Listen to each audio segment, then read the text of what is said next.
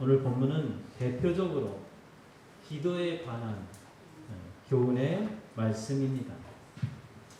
계속해서 3주 동안 3주에 걸쳐서 기도에 대해서 말씀을 드리는데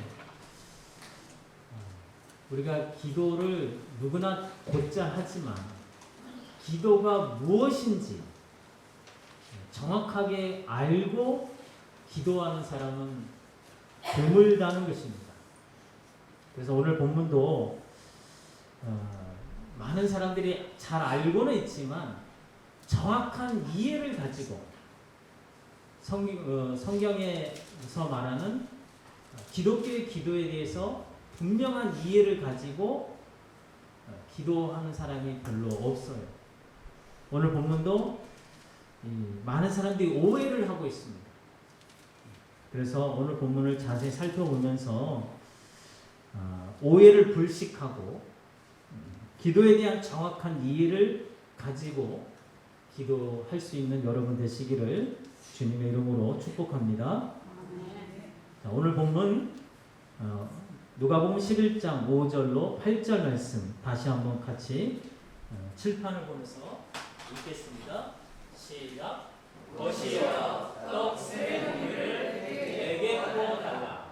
내 것이 여행 중에 내게 왔으나 내가 먹을 것이 없노라. 그가 아시면서 대답하기를 나를 괴롭게 하지 말라. 이미 다쳤고 아이들이 나와 함께 침실에 누웠으니 일어나 내게 줄 수 없노라 하겠느냐.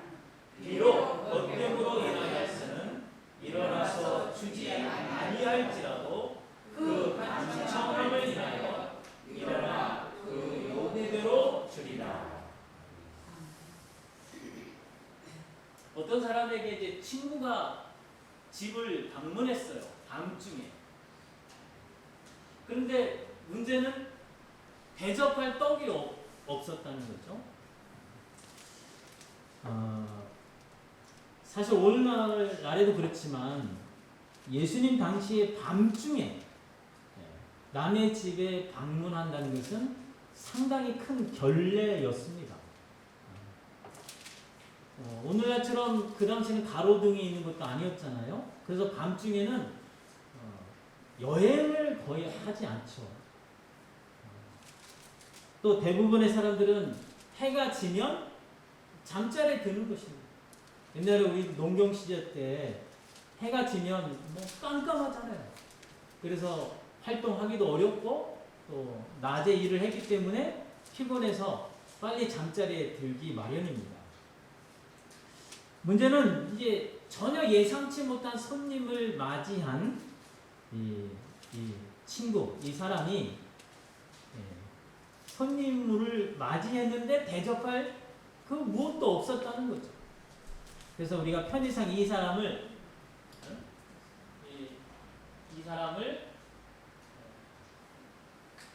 당집사라고 우리가 편의상 부르겠습니다. 왜 당집사냐? 갑작스럽게 당황스럽게 손님을 맞이했기 때문에 당집사라고 우리가 이제 편의상 이렇게 부르겠습니다. 그래서 이 당집사가 옆에 이웃집 친구에게 찾아가서 것이여 떡 세 덩이를 내게 구워달라 이렇게 부탁을 하는 거죠. 그래서 이 이웃하는 그 집사 사람을 친구를 우리는 편의상 이웃하기 때문에 이 집사라고 부르겠습니다. 여기는 당집사. 자, 이웃하는 이 집사야말로 문을 닫고 그리고 다 침소에 들었거든요. 그래서 이웃하는 이 집사는 그 얘기를 이제 우리 다 잠들었고 이제 아이들도 이제 깨울 수가 없기 때문에 너한테 줄 수 없다. 하지만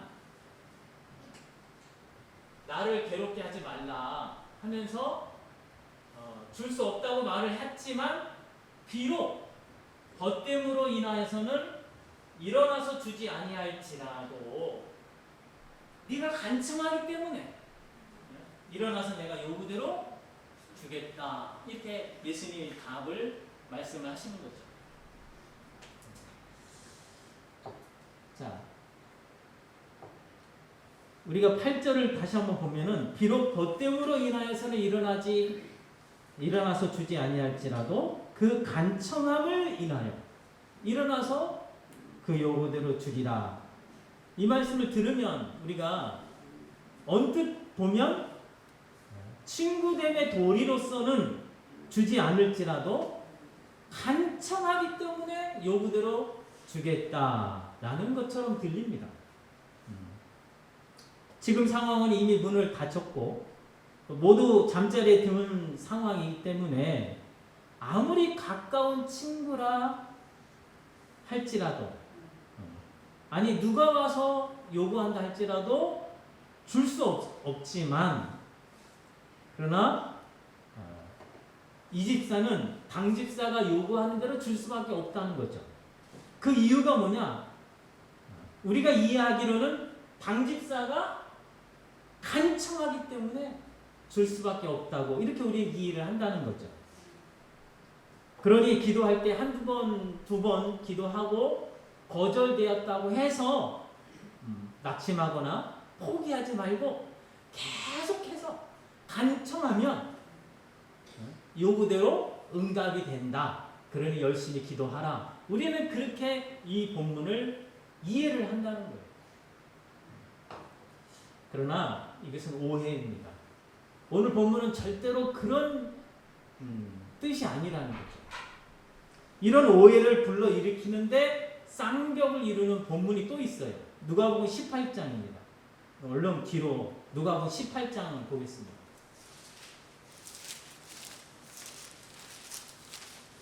누가복음 18장은 과부와 재판장의 비유입니다. 근데 그 비유의 목적이 18장 1절에 바로 나와요. 18장 1절을 같이 읽겠습니다. 시작. 예수께서 그들에게 항상 기도하고 낙심하지 말아야 할 것을 비유로 말씀하여. 그렇죠. 비유의 목적을, 그러니까 이야기의 목적이 뭐냐? 항상 기도하고 낙심하지 말아야 할 것을 가르치기 위해서 이 과부와 재판장의 이야기를 말씀해 주신다는 거죠.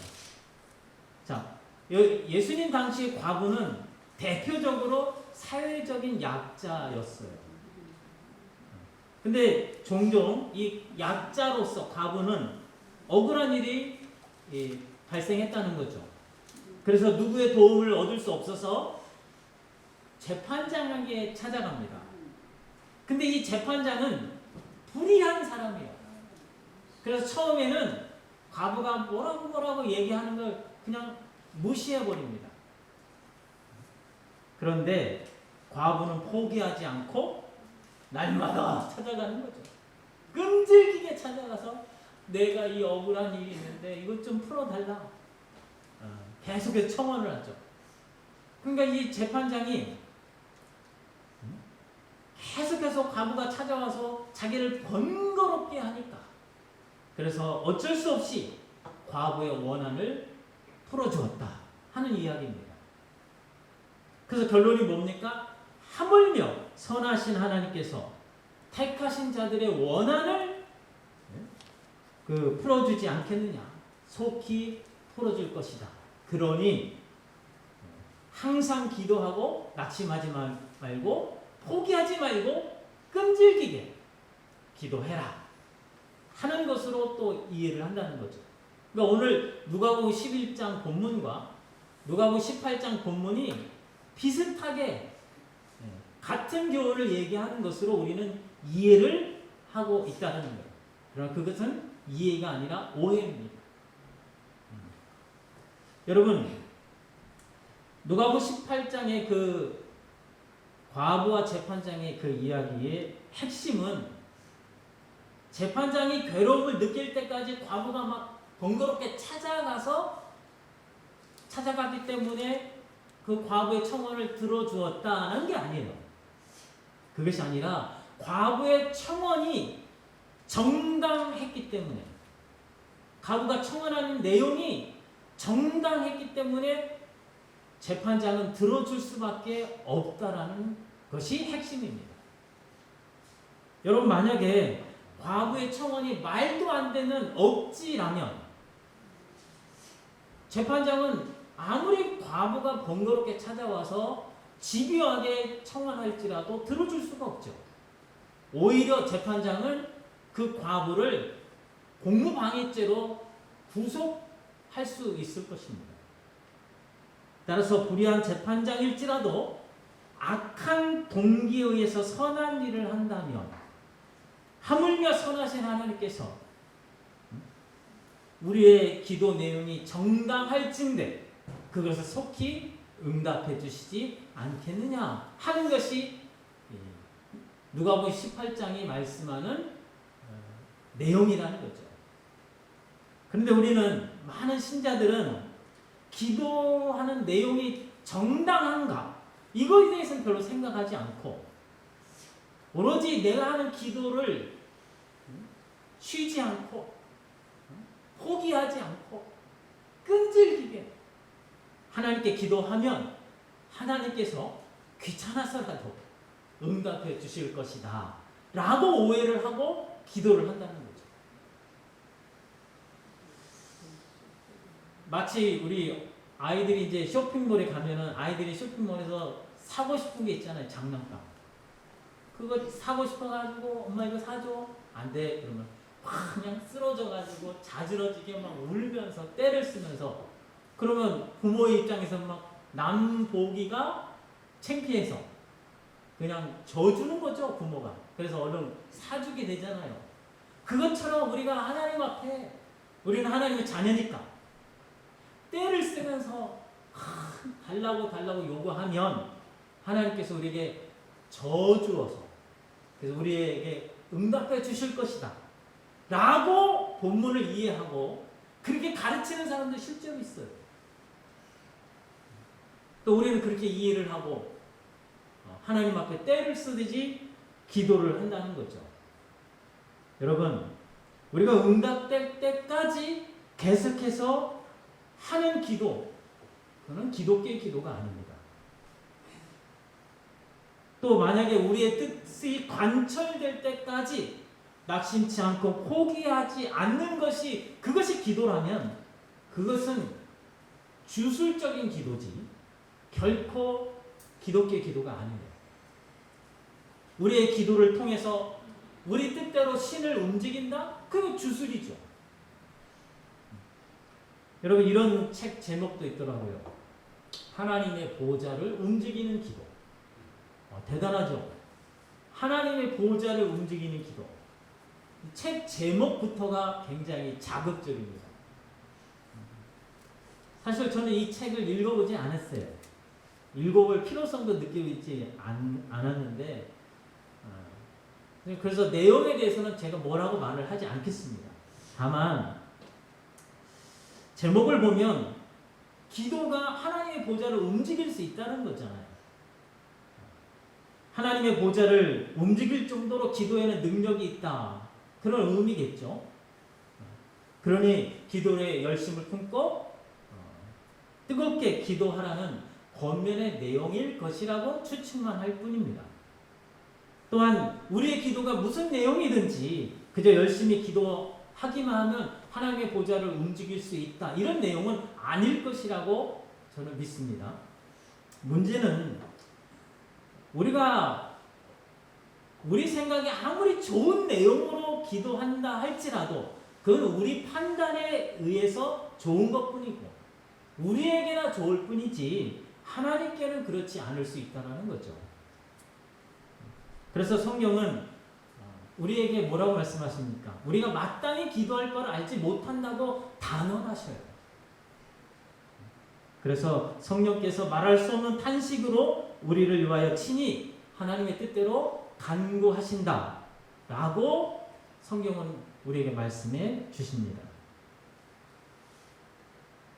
그런데 여러분, 우리 생각에 좋아 보여서 우리가 그 좋은 뜻을 하나님께 간구하여서 하나님의 보좌가 움직인다면 어떤 일이 발생할까요?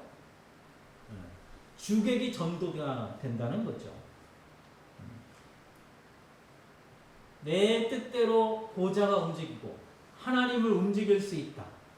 그러면 우리가 겸손하게 하나님 앞에 간구하는 그런 사람이 될까요? 그런 사람은 거의 없을 겁니다. 오히려 하나님을 종 부리듯이 내 뜻대로 이래라 저래라 그렇게 주관하는 그런 주객 전도가 일어날 수밖에 없다라는 거죠. 그래서 기독교의 기도에서 가장 성도에게 우선적으로 요구되는 것이 자기를 부인하는 것이라고 지난번에 말씀을 드린 것입니다. 이것이 기독교의 기도로 들어가기 전에 먼저 요구되는 것이에요. 가장 기초적인 거죠. 이것이 안 되면 그건 기독교의 기도를 하는 게 아니라는 겁니다. 그래서 여러분 우리 뜻대로 하나님의 보좌가 움직여서 우리 뜻이 관철된다면 이건 무엇을 의미합니까? 창세 전부터 세우신 하나님의 뜻은 우리 뜻보다 못하다는 거죠. 그러니까 하나님의 지혜가 우리보다 없다라는 그런 의미가 되는 겁니다. 이것이 바로 신성모독이죠. 그래서 여러분 내 뜻대로 하나님의 보좌를 움직인다? 이 기독교의 기도가 뭔지 모르고 하는 소리입니다. 성경에는 하나님의 뜻만이 영원히 굳게 서리라고 말씀하잖아요. 여러분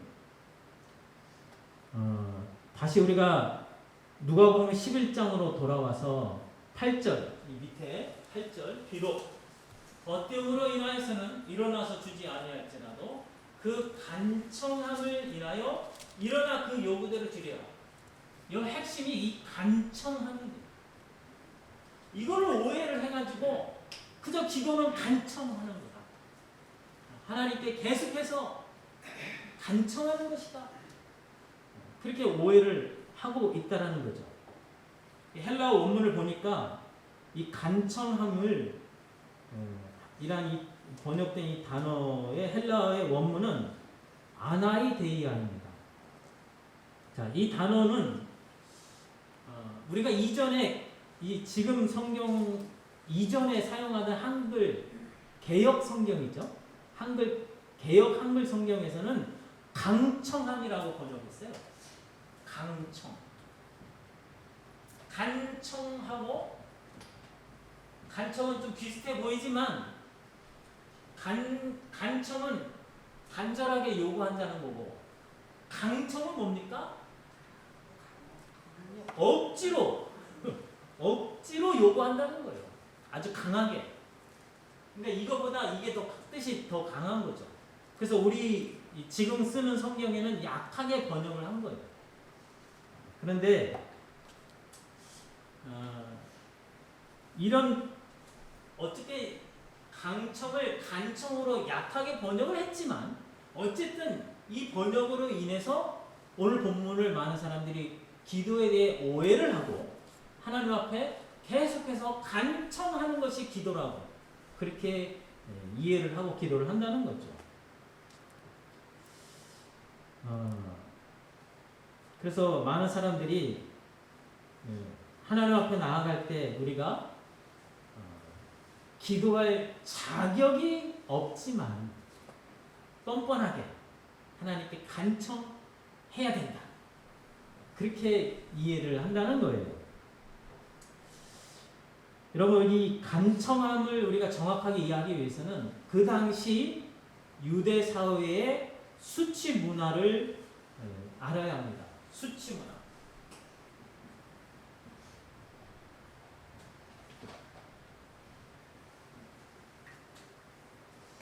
당시 유대 사회에서는 손님을 맞이하는 일이 그 손님을 맞은 그 사람 한 사람만의 문제가 아니라 온 마을 공동체의 문제였습니다.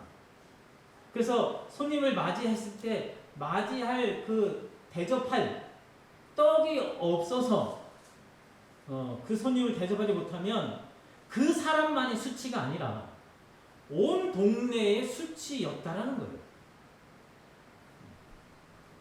따라서 손님을 대접할 떡이 없던 이 당집사, 당황했던 이 당집사가 이 집사한테 가서 떡을 달라고 요구할 수 있었던 거예요. 그래서 이 당집사가 이 집사한테 가서 떡을 달라고 요구했을 때 이 집사가 나 우리 문도 닫혔고 또 아이들 다 잠들었기 때문에 떡을 줄 수 없다고 했다면 이것은 바로 그 이 집사의 수치였고 수치가 되는 것이고 또 온 마을 공동체의 수치가 되어진다는 거죠. 그래서 이 집사는 비록 벗됨으로 인해서는 줄 수 없다는 거예요. 네가 아무리 나하고 친하다 할지라도 잠들었고 문이 닫혔기 때문에 줄 수 없지만 하지만 자기의 수치됨과 온 마을의 수치됨을 피하기 위해서 그래서 당집사가 요구하는 대로 주지 않을 수 없었다고 예수님은 말씀하시는 것입니다. 자, 이것은 무엇입니까? 당집사가 이 집사에게 요구할 수 있었던 이유가 바로 손님을 대접하는 일이 당집사만의 뜻이 아니죠. 이 집사의 뜻도 손님을 대접하는 것입니다. 또 마을 온 공동체의 뜻도 손님을 대접하는 거예요. 그래서 당집사는 이 집사에게 가서 떡을 요구할 수 있었다는 것이고 이 집사는 떡을 내줄 수밖에 없었다라는 것이 오늘 본문의 의미입니다. 다시 말해서 서로 같이 뜻이 같은 거죠. 그래서 요구되는 대로 줄 수밖에 없다는 겁니다. 자, 이것이 기독교의 기도라는 거예요. 여러분 우리가 기도를 뭐라고 그랬습니까? 내 뜻을 구하고 들어줄 때까지 요구하는 것은 이방인들의 기도고 하나님의 뜻을 구하는 것이 기도라고 그랬잖아요. 그래서 하나님의 뜻, 그 뜻대로 구하면 그것이 하나님의 뜻이잖아요. 그 뜻이 이루어지기를 우리가 소원해서 구하는 거니까 이것 우리의 뜻과 하나님의 뜻이 맞는 거죠. 그러니까 하나님께서 우리가 요구하는 대로 응답해 주신다는 것. 그것이 오늘 본문이 우리에게 가르쳐주는 기독교의 기도인 줄로 믿습니다. 그래서 기독교의 기도는 내용이 무엇이든 간에 상관없이 막 열심히 들어줄 때까지 떼쓰면서 하는 기도가 결코 아닌 거예요.